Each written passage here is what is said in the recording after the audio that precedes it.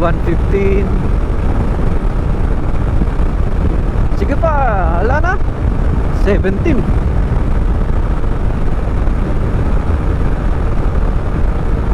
118, 119, 120.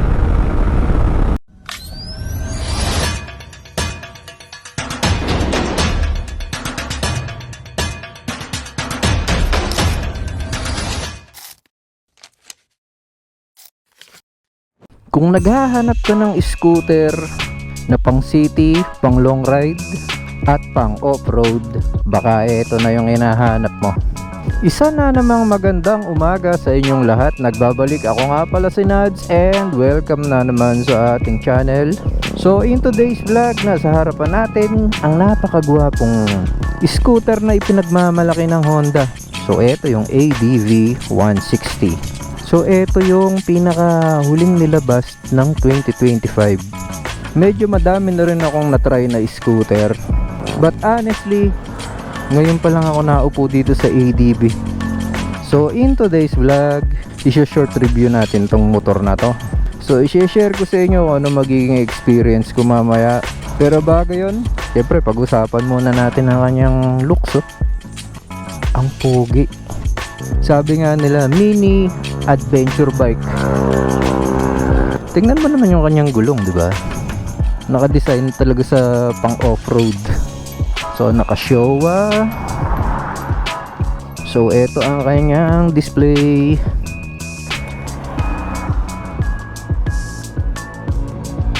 Simpleng simple. So meron siya ditong selector.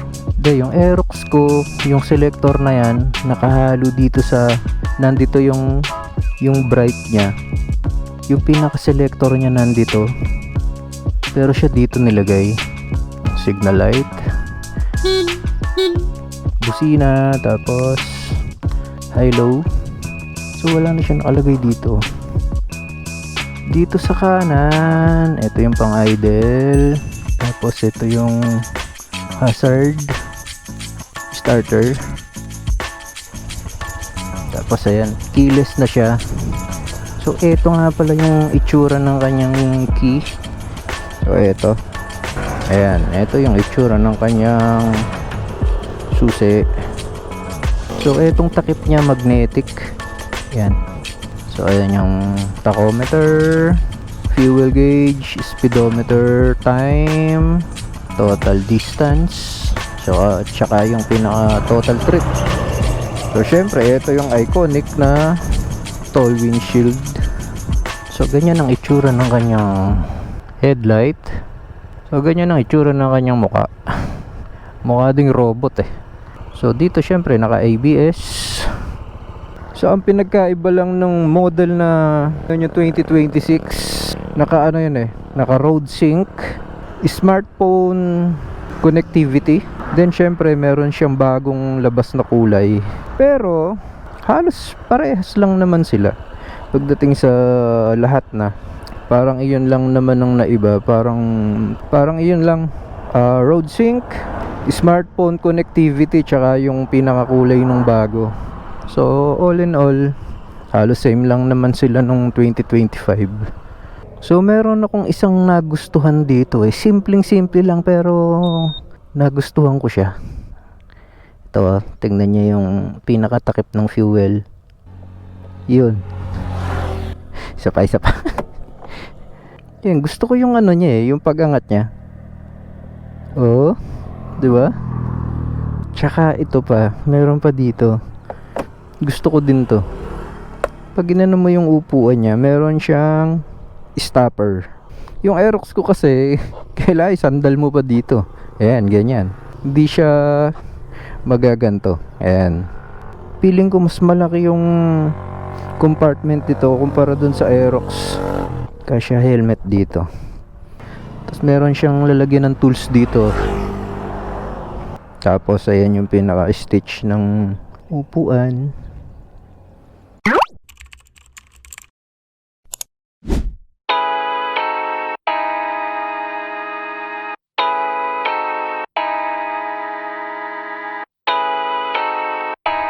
So let's go. at atin ang i-test ride. I'm 5'8", flat-footed ako kabilaan kahit na medyo malapad siya. So ang unang napansin ko dito guys, parang nakaganon eh. Ang haba ng manubela niya. Di kagaya ng Aerox, parang naka-lean forward ka ng konti tapos medyo maigsi. Yung PCX, medyo nalimutan ko na yung pinaka ng handlebar niya, pero parang ganito rin. So tingnan natin ang kanyang performance. Oh, isa sa mga nagustuhan ko dito, tingnan mo naman yung paa ko, diretso, diba? Sobrang gaan ng manubela niya. So, alam mo yung para ka naka-motocross, tapos unat na unat yung dalawang kamay mo. So ang kanyang sitting position, of course, relax na relax. Ito yung mga motor na tipong kahit feeling ko kahit maglusunlok ka eh, baliwala rito.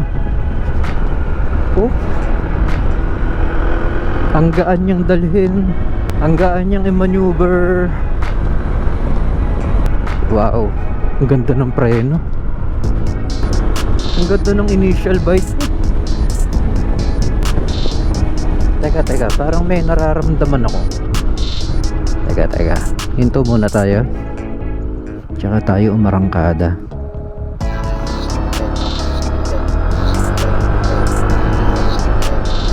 So sa una, medyo may nararamdaman akong gigil. Ayan o, medyo yung vibrate niya. Kung mapapansin nyo yung side mirror, ayan o, diba? Sapa. Ayan o, medyo mabibrate siya. Pero pag tumakbo na siya ng mga 30 pataas, ayun, noon na siya magiging smooth. So big shoutout nga pala sa owner ng ADB na to, kay paring Mark. Paring Mark, maraming salamat sa pagpapahiram mo ng motor. Ang ganda ng motor mo na to. Sa sobrang relax nito, maning-mani lang ang Baguio rito. Kahit maghapon kang gamitin to, tingin ko parang hindi man sasakit katawan mo rito. Parang wala lang. So mamaya pagdating dun sa may kabilang bypass, try natin yung top speed. Mamaya tingnan natin kung hanggang saan yung gigil niya.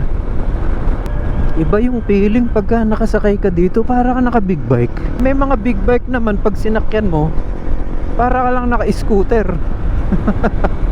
Pero ito baligtad, para ka naka big bike. So tingnan natin ang kanyang suspension. Pak! Parang wala lang ah. So ayon sa Honda, nag-a-average to sa kanyang gas consumption ng 40 to 45 kilometer per liter. So yun yung kanyang gas consumption. Pumapalo ng 40 to 45 siguro, depende sa piga. So pag ganito namang mabagal ang takbo, halimbawa traffic, magaan siya guys, magaan. Aggressive din siya oh. So far, ang nakikita kong pros nito or yung kanyang advantage, number 1, syempre yung looks niya. Macho eh, ang ganda ng tindig, tapos mataas yung kanyang ground clearance. So yun yung nakikita kong number 1 na advantage sa motor na to. Number 2 is yung kanyang features. Busog na busog ang kanyang tech. Teke yung motor na to. And then number 3, yung comfort. Yun yung pangatlong nakita ko dito na advantage. Comfortable ride. Isa pang advantage na nakita ko dito sa motor na to, syempre Honda, yung kanyang quality. yung kanyang pagiging reliable. Syempre, solid to Honda. Isa sa pinaka-reliable na brand to. Pinaka-matibay. So, ang nakita ko namang cons or yung disadvantage para lang naman sa akin, yung kanyang price. Medyo pricey. Medyo mahal. Pero kung magagamit mo naman siya, makukonsider mo na okay din naman, sulit naman. Sa, yun nga, sa comfort. Teka. Parang mas gusto ko dun sa kabila. Mas maganda yung stretch sa kabila. Oops, masakit yan.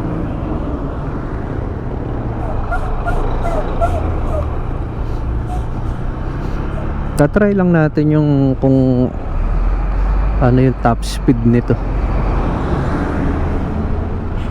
Ibibitaw lang natin ng konti. Medyo pipiga tayo ng konti. Tingnan natin kung ilan yung ating makakaya. Velo!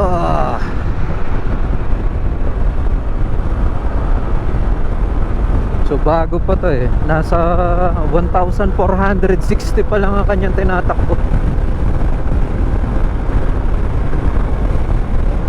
Ay, makalat. Pero saglit niya lang kinuha yung 100 plus.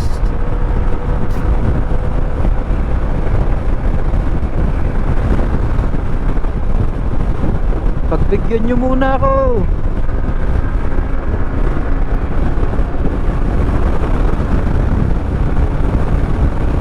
$113, $114, $115, $116.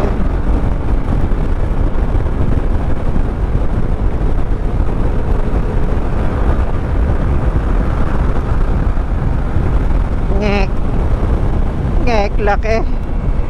Ano ba yan?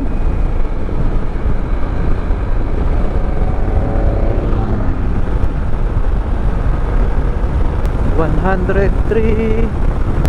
Sagad na ang throttle.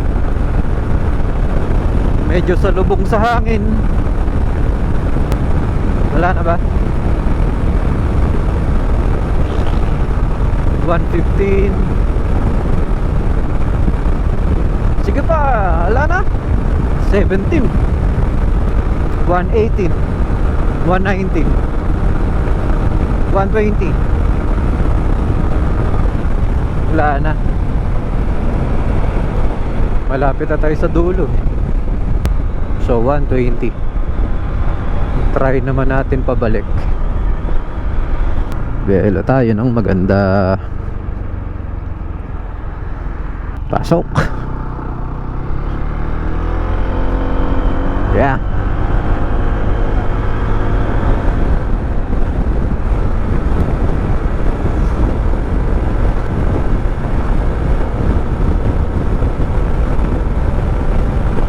Paraanin nyo ako. Ay, hala. Mukhang di natin naabutin yung 120 ah.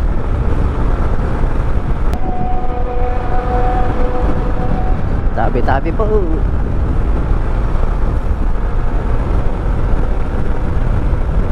Yan, wala mo nang gigit na ha. 110, 11, 12, 13, 14, 15, diba? 16,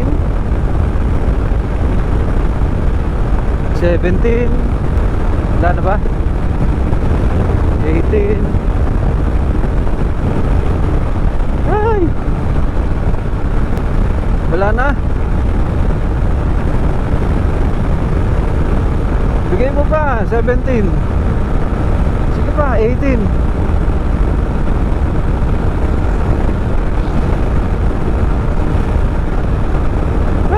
Wala na.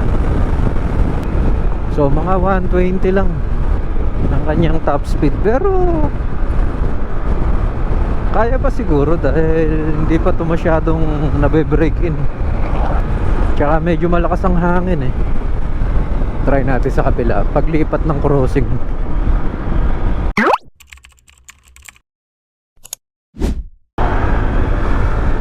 go. Tabi-tabi po.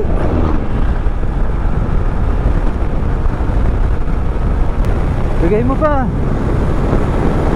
Ayan, yuyuko ako. Ah.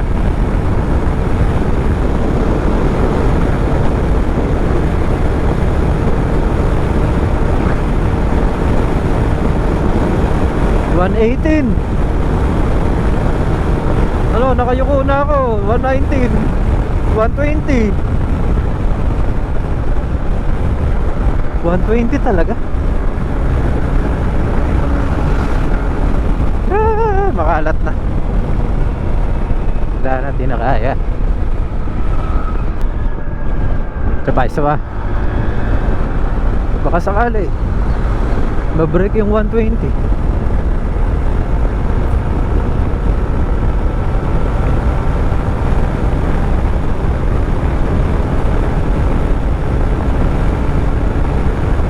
Wala na.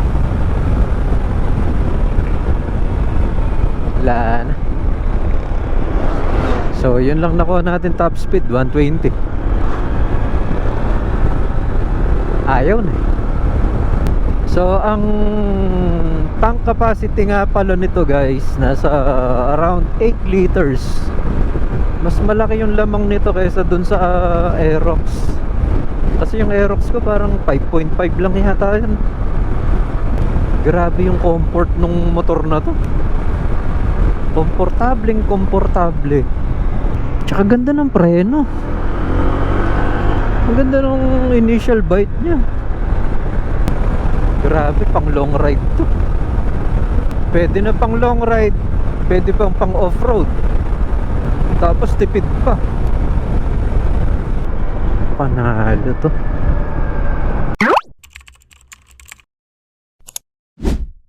So bago ko tapusin ng video na to, shoutout nga pala kay Brad Tolitz Lucas. Yun, nasa Pennsylvania. Lagi yung nanonood sa atin eh. Shoutout sa'yo brother. At syempre gusto ko rin i-shoutout si Kuya Gray. Kuya Gray, shoutout sa'yo. Yan, yung anak ni Boss Gian. Tsaka kila Fort. Yan, kila Jasmine, kila Liam, tsaka kay Maymay. Yung mga supporters natin na mga kabataan. So hanggang dito na lang guys, at maraming salamat muli sa inyong pagtutok. Sana nagustuhan nyo ang video na to. Don't forget to subscribe, click the notification bell, comment kayo sa baba kung meron kayong gustong i-review ng motor or scooter, and pakishare na rin. So kita-kits na lang tayo sa susunod na video. At syempre, lagi nating sinasabi at lagi nating tatandaan, prayer is the best gear. Nuts on two wheels. Woo!